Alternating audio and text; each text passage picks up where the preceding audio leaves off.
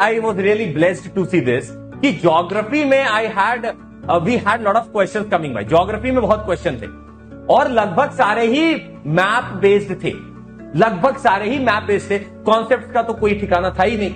तो हम geomorphology, climatology, oceanography ये सब करते थे, खैर करना पड़ेगा हमें, पर आप देखेंगे कि मैप बेस्ड क्वेश्चंस भी अगर आते हैं तो आप कॉन्फिडेंस ले सकते हैं। तो मैप और मैथ्स की शायद भनक पड़ गई थी उनको, इसलिए वो टेस्ट करना चाह रहे थे and almost we try to do lot of things in that. तो मैथ्स को आपको थोड़ा सा अपना और स्ट्रांग रखना होगा, what I felt is.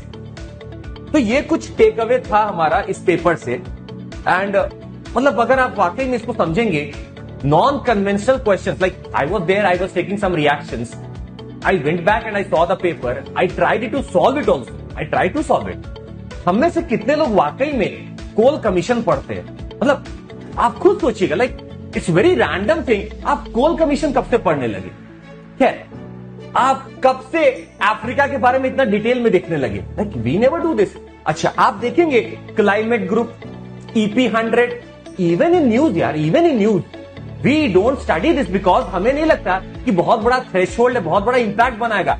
And I think frankly I am speaking, हमारा स्ट्रेटजी कभी होता ही नहीं है सब पढ़ने का, because these are some sideliners that are never being asked. अब अगर हम इन्हीं को उठा के पूछ लें, कुछ ऐसे non governmental organisation, non profit organisation हैं, अगर हम इनको उठा के पूछ रहे हैं, I think that would be towards just asking the question but not trying to check anything.